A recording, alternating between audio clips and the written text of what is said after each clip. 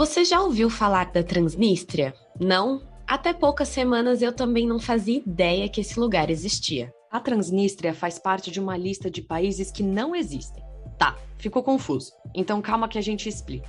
Existem uma série de países que possuem moeda própria, língua, cultura e controle de fronteiras, mas eles não são reconhecidos internacionalmente. Você provavelmente conhece o caso da Palestina, que é o mais famoso internacionalmente, mas existem outras regiões como a Somalilândia, Kurdistão e a própria Transnistria que ficam nesse limbo diante da comunidade internacional. E por que a gente está falando desse lugar específico? A Transnistria voltou a aparecer no noticiário internacional pela possibilidade dela se tornar uma peça-chave na guerra entre a Rússia e a Ucrânia. Mas relaxa que a gente vai te explicar tudinho o que tá rolando por lá. E para isso a gente convidou o Guilherme Canever, autor do livro Uma Viagem pelos Países que Não Existem. Nem precisamos dizer que esse foi o livro que inspirou o tema desse episódio. A gente bateu um papo super bacana com o Guilherme e ele contou pra gente como é a Transnistria e a sua importância no mundo de hoje. Então, sem mais delongas, eu sou a Andressa Isfer. E eu sou Elizabeth Matravolg. E esse é o Papo de Inter. Make America great again. Con eso que esos sueños en marcha. Actitud multiplano. Estado de alarma en toda España. We did it, Joe. Antes da gente começar esse episódio, a gente vai deixar que o Guilherme se apresente para vocês. Guilherme, de primeira, assim, a gente queria que você se apresentasse, que você usasse esse espaço para se apresentar para a galera que ouve a gente e também contar um pouquinho sobre o seu livro, Uma Viagem pelos Países que Não Existem. Então, como surgiu a ideia de criar o livro, um pouco do resuminho da história do seu livro.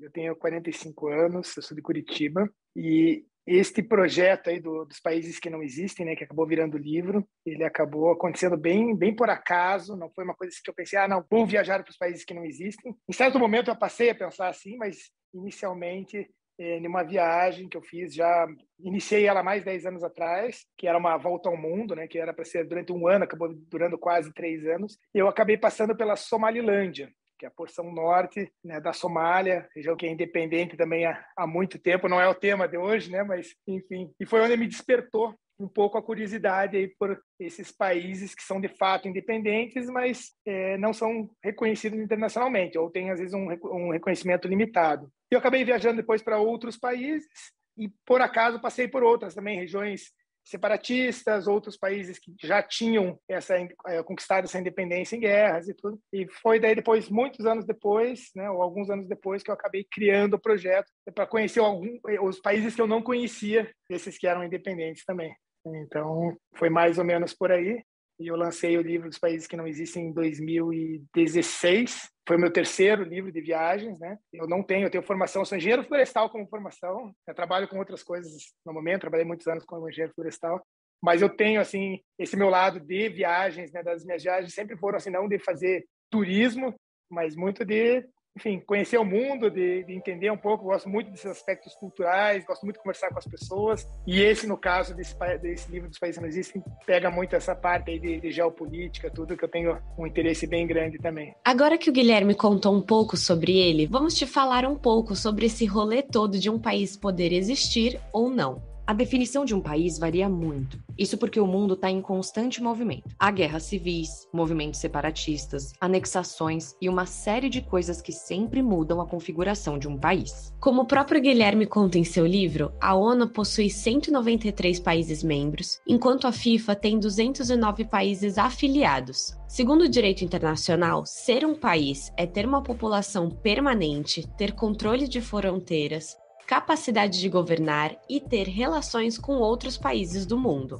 Se a gente considerar só esses critérios, a Transnistria, assim como a Palestina, são países. Mas se a gente levar o último critério à risca, as coisas ficam mais complicadas. Isso porque a Transnistria, como muitos outros países que não existem, não tem reconhecimento internacional. Ou seja, apenas alguns países do mundo, ou quase nenhum, reconhecem esse local como um país. No caso da Transnistria, ela é só reconhecida por outros 3 países que não existem para a comunidade internacional.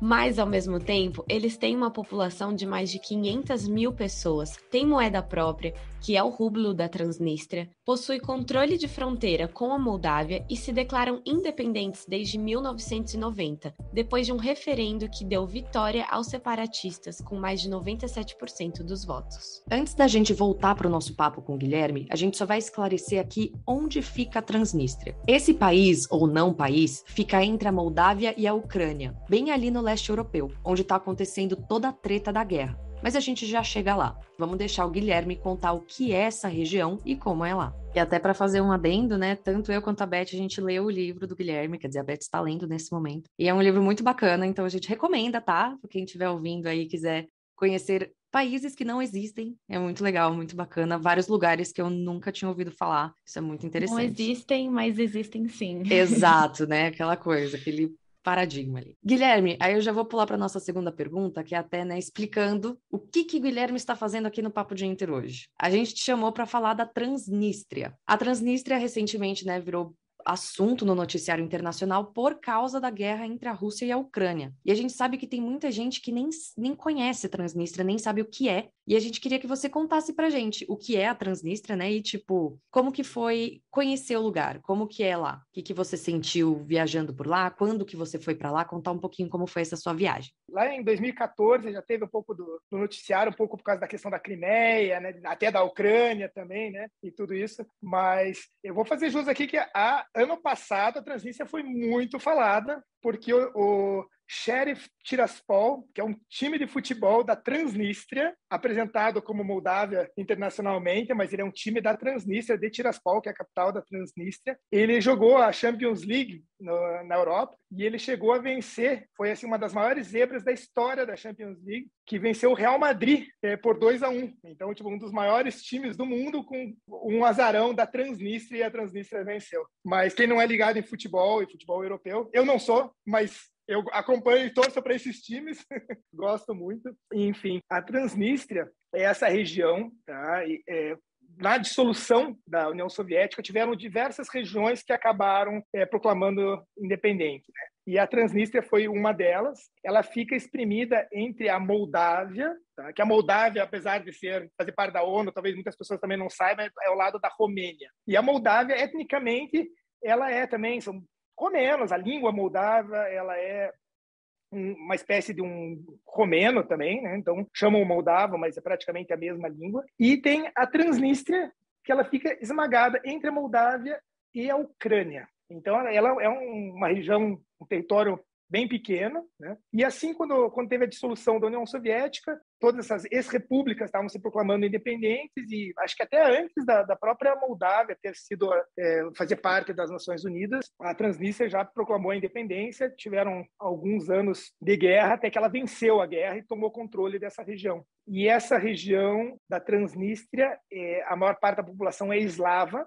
e fala russo. Então já começa um pouco por aí a separação de não querer fazer parte da Moldávia, né? Então eles já se sentiam muito mais russos. E eles conseguiram manter essa independência. Desde então, chegaram a fazer referendo, inclusive pedindo anexação, serem anexados pela Rússia. Mas a Rússia não se pronunciou diretamente, apesar dela manter ainda um exército lá desde a época dos soviéticos, já deixou muitos armamentos lá, tem uma tropa, acho que uns 1.500 soldados lá, e a Rússia apoia indiretamente, mas oficialmente ela não reconhece a Transnistria como Estado soberano. Mas, por outro lado, ela fornece gás natural, subsidia gás natural, inclusive vários outros recursos. Então, acaba que a Transnistria acaba tendo uma certa vantagem competitiva na região, né? Inclusive perante a própria Moldávia, né? Como que era o restante da pergunta? Como que é lá? Porque você chegou a viajar para lá, né? Então, aí você contar quando que você foi, como que foi. E como, foi 2014, por que você decidiu ir para lá já na fase que você já estava fazendo o livro? Ou você caiu lá de paraquedas? Não foi o livro ainda, sabe? Que eu já tinha viajado para Somalilândia, já tinha ido para o Kosovo, tinha ido para outras que não são independentes mas Tibete, para a região do Turquestão Oriental, várias outras, a Caxemira, né? Então eu gostava já bastante desse tema. Não foi necessariamente para escrever o livro, era uma viagem, mas é uma viagem mais com esse tema, assim, buscando um pouco mais. Estava estudando muito, lendo muito a respeito, então quis ir para lá. Na época até para ir para a Moldávia, depois acho que caiu o visto para brasileiro, mas na época ainda precisava de visto para brasileiros. E é bem interessante que nem acaba acontecendo com todos esses outros países, que por eles serem independentes, não adianta você ter o visto desse país que eles faziam parte, né? Você então precisa de um visto especial. No caso da Transnistria é bem simples, porque você tem umas 12 horas para registrar no escritório da imigração. Então, você ficar até menos de 12 horas é tranquilo, senão você vai para lá, faz um registro, então é relativamente tranquilo, né? Esse registro acontece em vários países das antigas repúblicas soviéticas, então o que você tem que fazer, na própria Rússia você tem que fazer esses registros, então é relativamente tranquilo. E, então eu fui da Moldávia para lá, você sente quando está chegando no Transnistria, significa depois do Dniester, né, que é o rio, então é a área que eles conquistaram. E você chega lá, você sente realmente assim, um clima tenso, onde você olha, é exército mesmo, pós-guerra, você vê que teve um conflito congelado, como tantos outros, né, que volta e meia acabam se acendendo novamente. E você passa lá, tem um controle de passaporte, pega um cartão de imigração, e quando eu cheguei, é muito curioso, e daí que eu gosto muito dessa questão dos países que não existem, que quando eu chego lá, não adianta nada, tira moeda, tudo bem que você pode usar, claro que usa moeda estrangeira, alguns lugares podem aceitar, você pode trocar, mas a primeira coisa que eu fui fazer é ir numa casa de câmbio para trocar e pegar o rublo da Transnistria. Então, eles têm a nota deles, tem a moeda própria, e é uma moeda que se mantém, é moeda corrente. Então, eu sempre falo que se é uma moeda corrente e que funciona, algum valor ela tem, né? Ela é aceita. Então, senão ela poderia ter, sei lá, uma inflação altíssima e ter que trocar o papel e fazer outras coisas, mas não, ela funciona bem. Então, isso que começa a ficar muito curioso, assim como as instituições do país funcionam, mesmo que apoiadas, como eu falei, até financiadas pela Rússia, etc, etc. Então, eu lembro que eu caminhando na capital, tem igrejas ortodoxas, então lá tem essa influência muito forte, né, que nem eu comentei, eslava e da Rússia. E você tem as bandeiras da Transnistria junto com a da Rússia por toda a cidade, então com uma propaganda nacional assim muito forte, né? Uma das coisas que eu fiz para testar as instituições, né, que além de pegar dinheiro, tudo, eu fui num correio e procurei cartões postais. E achei cartões postais, comunicação super difícil, né, porque muito difícil falar inglês ou outra língua. Acho que o russo é a língua mesmo que para se virar. E mandei um cartão postal para o Brasil, mandei 2 cartões postais para o Brasil e demorou um pouco, mas chegaram. Então, achei muito interessante. Você vai no correio e tudo e consegue mandar, mesmo sendo um país que não existe, né? Então, funciona, não sei qual que é o caminho que usa isso internacionalmente, mas chegaram aqui. E eles têm eleições presidenciais, as placas dos carros, né? Então, também da Transnistria, com a bandeira da Transnistria é específico. Então, tudo funciona basicamente como um país, né? Ele tem muito esse culto que até muitas das pessoas viajam para lá pensando nisso, né? Em 2014 tinha muito menos informações, então era um pouco tenso, né? Eu fui sozinho, então você fica, né, escutando as histórias, né? Tem tantas coisas assim, o que será, como que é, corrupção. Eu lembro de ter deixado até uns euros assim meio que separados, assim, para se fosse de repente preso ou alguma coisa, precisasse de pagar uma propina, não aconteceu nada, mas é uma tensão, porque não tinha tanta informação, então eu fiquei um pouco tenso no começo, mas depois fiquei relaxando. E, enfim, é um país que, como outro qualquer, que funciona assim, dentro das dificuldades locais, né, relativamente bem, sabe?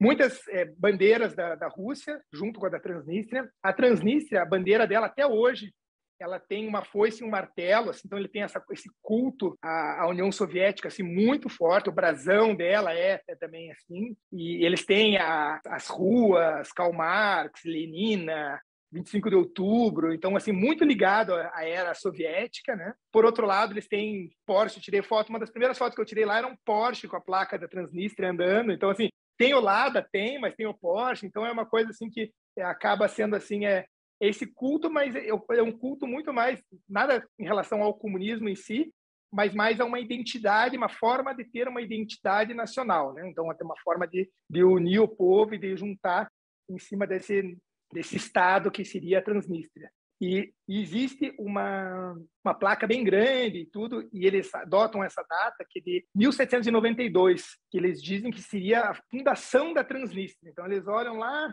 atrás, porque eles dizem que foi numa guerra ali que eles conseguiram segurar o exército otomano, então, com o Império Russo. Então, essa que seria a data que eles passam a existir como Transnistria, né? É claro que se separando da Moldávia desde 1990, mas, de novo, né, como qualquer nacionalismo, tem que ter um fato fundador, alguma coisa, e para eles foi essa batalha lá atrás. Não falam nem agora na década de 90, eles falam lá em 1792, então que eles passam a se sentir assim, como um povo, ou como uma nação, né?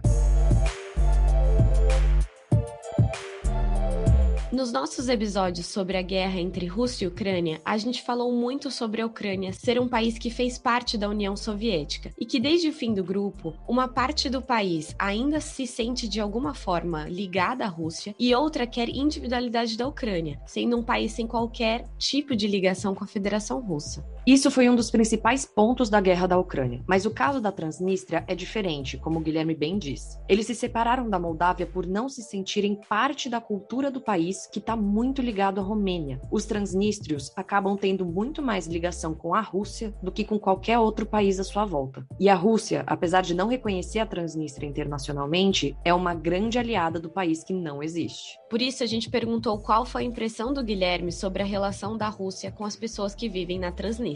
E no seu livro até tem uma parte que você fala que você foi num museu e que foi muito difícil, uma mulher começou a falar com você, te mostrou um monte de coisa e vocês não entendeu absolutamente nada. Você fala muito que a comunicação foi muito difícil, né? Mas o que eu queria saber, na verdade, é o sentimento das pessoas ali, porque quando começou a guerra da Ucrânia, a principal discussão era se a galera da Ucrânia queria ser Rússia ou se eles queriam ser ucranianos, né? Enfim, continuar sendo ucranianos. E eu sinto muito que a Transnistria é um caso diferente da Ucrânia, né? Eles gostam da Rússia, eles querem fazer... Não sei se querem fazer parte, mas eles têm essa ligação bem forte com a Rússia. Eles tiveram, né, o próprio referendo, então, para fazer parte. Acho que é uma situação parecida com a Crimeia, assim, então, que etnicamente, eslavos, língua russa, então, para eles seria muito mais fácil, inclusive economicamente, né? Muitas vezes, assim, essa questão, às vezes, se eles tivessem, sei lá, uma economia boa, se tivesse tudo funcionando bem, talvez eles nem quisessem, mas acho que na dificuldade acabam pensando, então, tendo a Rússia, talvez, como uma referência, que é quem acaba, né, subsidiando tantas coisas para eles.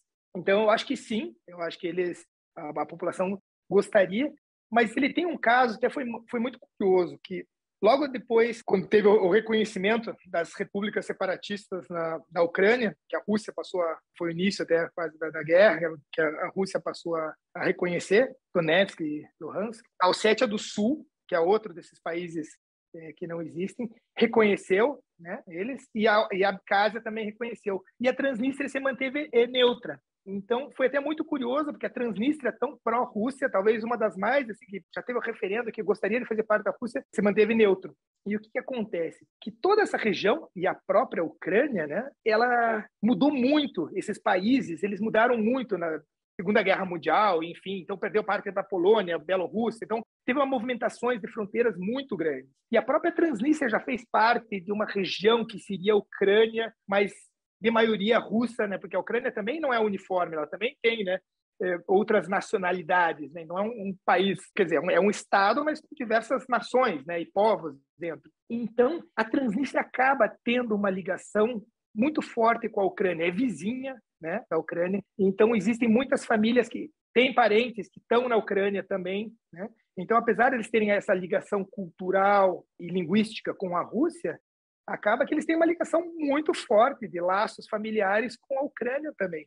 E eles passaram por uma guerra. Teve, semana passada, o presidente da Transnistria estava falando, quando tiveram esses atentados, que até foi uma coisa muito que ninguém entendeu muito bem por que aconteceu. Algumas pessoas dizem, não, foi a Rússia que fez para dar um motivo para poder invadir a Transnistria, outras falam que foi um ataque terrorista, enfim, ataque em Tiraspol, né, a capital da Transnistria. E então, por que atacariam um lugar que é pró-Rússia, né? Então, ficou uma coisa muito complicada. E o próprio presidente da Transnistria colocou que assim, aqui a população sabe o que é uma guerra.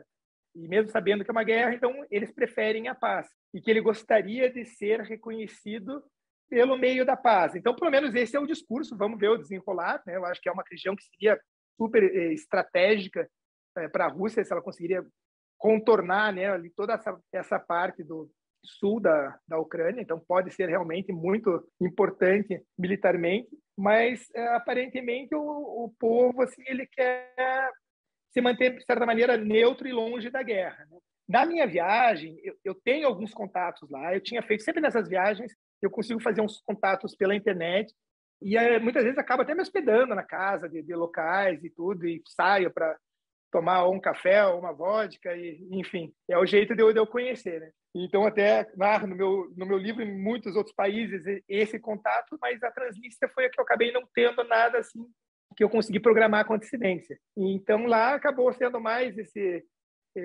alguma coisa, assim, algum contato que eu tive de maneira assim bem espontânea, mas eu não conseguia aprofundar porque eu tive o azar dessas pessoas assim não ter uma boa comunicação, né? Então, que nem se disse, fui no museu, era uma senhora de idade já bem avançada e ela me mostrava orgulhosa, tinha todos os desenhos e aqueles cartoons da época dos soviéticos e tudo, e peças que deviam ser importantes e tudo, mas tirei fotos, filmei, ela falava em russo, eu só repetia a última palavra dela, dava risada e, enfim, acabava me divertindo da forma que dava, né? Mas não conseguia talvez trazer assim tantas informações assim diretas, né?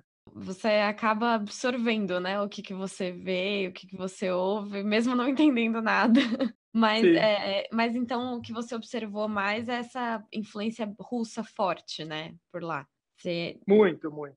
E, Guilherme, eu acho que você já está dando um panorama muito bom pra gente de tudo ali da Transnistria, que é realmente, né, é uma realidade muito distante para muitas pessoas aqui no Brasil. Então, maravilhoso tudo isso que você está falando. E aí vem a nossa pergunta do milhão. A embaixada da Ucrânia soltou uma nota, a embaixada da Ucrânia no Brasil, que para os brasileiros não viajarem para a região da Transnistria nos próximos meses. Então... Cara, eu vou te falar que na Espanha, eu morei um tempo na Espanha, e na Espanha se falava muito da Transnistria. Agora, no Brasil, eu não ouvia ninguém falando. Assim, mas Nossa, na Espanha... eu ouvi pelo seu livro. Aí eu comecei a ler o livro, falei, Andressa, esse lugar. Aí ela, menina, eu já sei disso. Mas por causa não sei, na Espanha, eu tive inclusive um professor do mestrado que foi para lá, teve um veterano meu no mestrado que foi para lá, eles fizeram um trabalho final do mestrado, que era de jornalismo internacional, enfim, então, mas aqui eu nunca ouvi. Então, assim, realmente, a embaixada tomar essa medida, quer dizer que tem gente que tá indo para lá sim. Mas eu acho que a questão é um pouco também assim que na Europa, né, a gente vê essas repúblicas separatistas em alguns lugares do mundo, esses conflitos e essas guerras, mas assim, tá lá no meio agora por causa da Ucrânia, né, então de repente vem todo mundo vai falar da Transnistria, mas estava lá e estava acontecendo tudo isso mesmo quando estava em tempos de paz na Ucrânia, digamos assim, né? Então eu acho que tem muito isso, principalmente o pessoal ligado a relações internacionais, que é muito curioso, sabe? É uma coisa muito interessante e no meio da Europa. Então você realmente pode ir para lá. Tem, eu acho que o Kosovo também, né? Mas o Kosovo já tem um amplo reconhecimento, principalmente dos países europeus, né? Teve apoio até da OTAN na guerra contra a Sérvia, mas apesar de não ser Estado membro ainda das Nações Unidas, mas a Transnistria é assim, ela não é reconhecida por nenhum Estado membro. Até antes da tua pergunta, mas só contando, né? Que eu caminhando lá, eu passei na frente, tem fotografias da embaixada da República da Abkhazia e da Ossétia do Sul, que fazem parte do meu livro também. Então, você está andando num país que não existe e você tem outros países. Então, aí que entra muito do porquê escrever o livro, né? Que, assim, o que é um país, né? Quem tem o direito de dizer o que é um país ou não é um país? Como seria isso no direito internacional? Como que funciona? Não, mas é um país que funciona como um país. Tem o exército, garante as fronteiras, tem a população, tem o presidente, tem a moeda, tem a bandeira, tem relações com outros países, mesmo que sejam países que não existem, né? E eles se reconhecem entre si como um clube dos excluídos. Então, eu achei isso fantástico, sensacional. E para encerrar o nosso papo com o Guilherme, a gente não poderia deixar de falar do tema que permeia todo esse episódio: a guerra entre a Rússia e a Ucrânia, que sim, segue rolando desde fevereiro. Vamos ouvir o que o Guilherme nos contou sobre a Transnistria no meio disso tudo. Exatamente, porque nem a Beth falou mais cedo, né? É um país que existe, mas ao mesmo tempo não existe, é só porque não é reconhecido, mas existe, tá lá, né? Com certeza. Exatamente.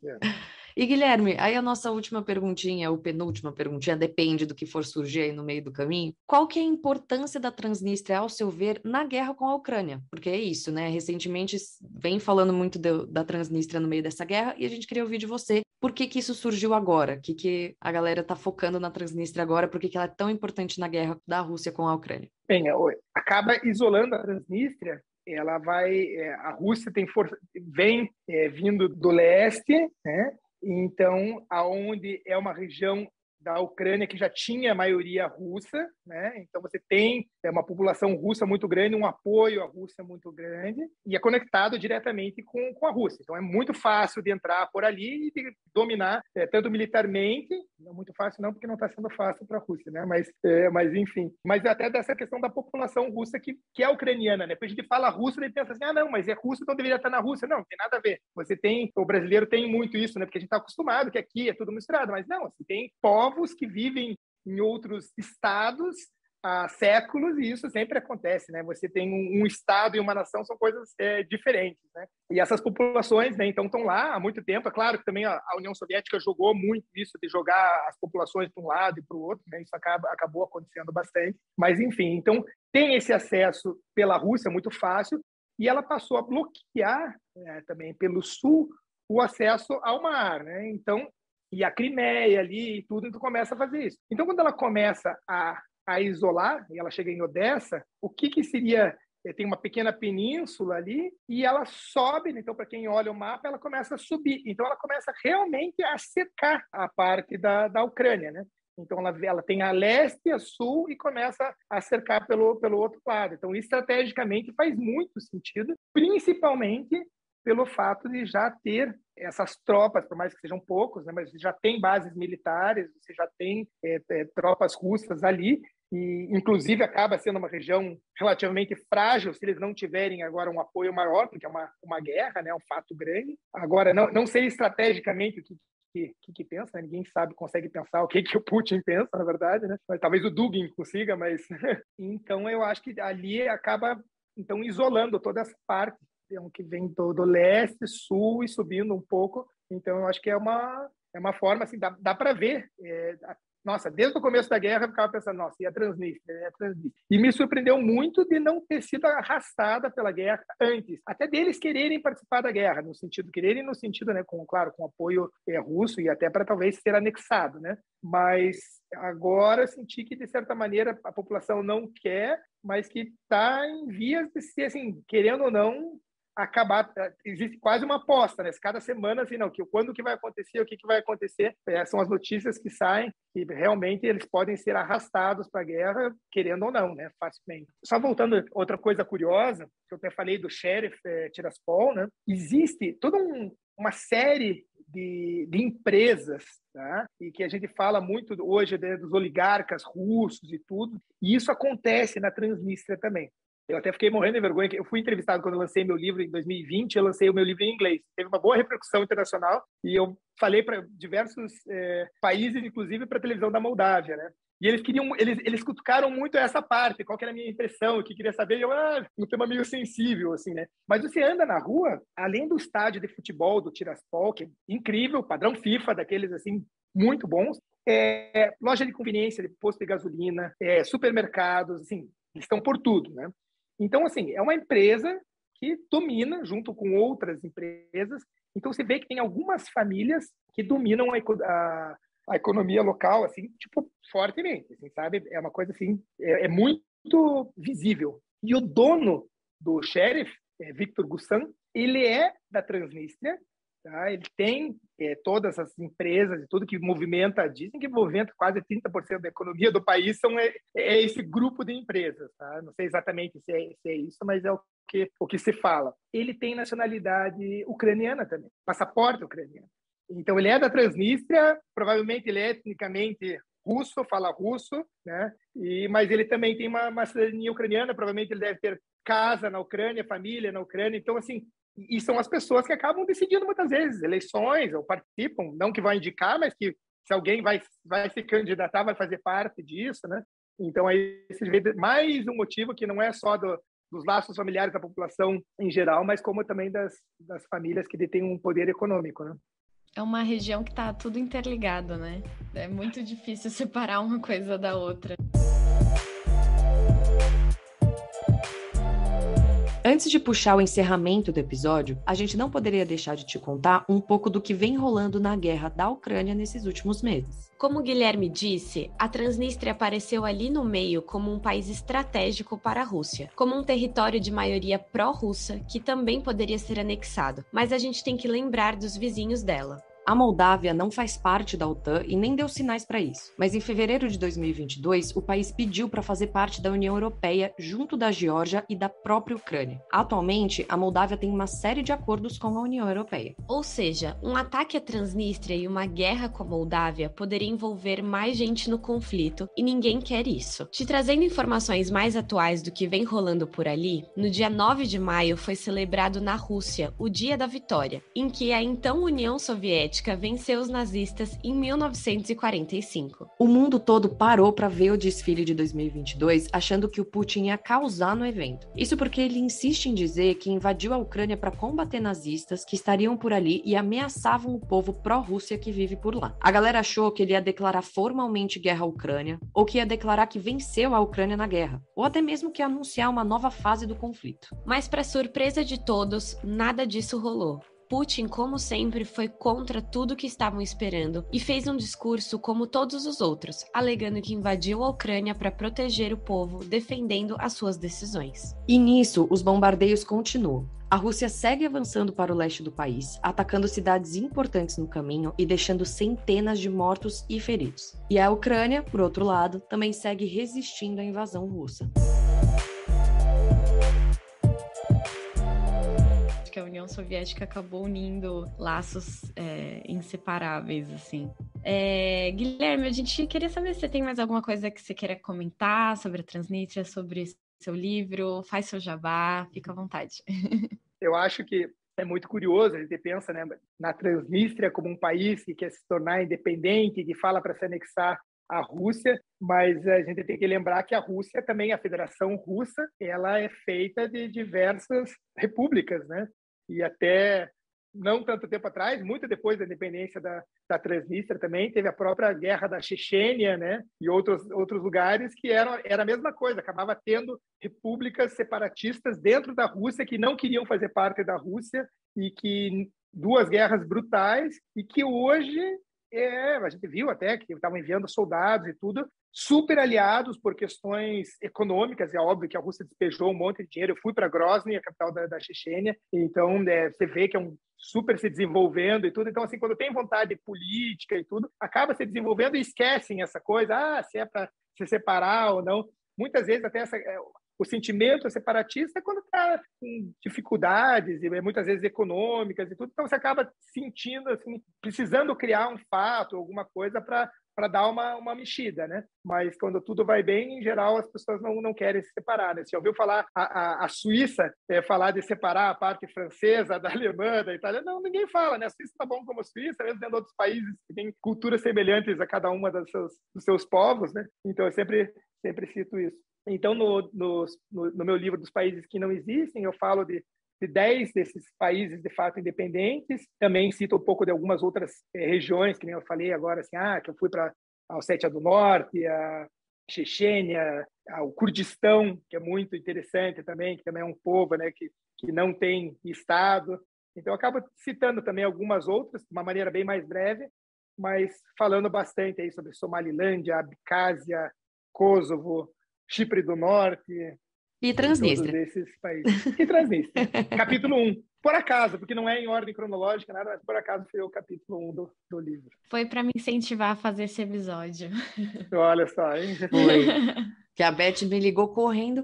Andressa, vamos falar da Transnistria, vamos chegar ao Guilherme. Eu falei, sim, eu também li o livro, vamos chamar agora, faz todo sentido. Foi ótimo. Guilherme, muito legal. Obrigada pela sua participação. Obrigado pelo convite.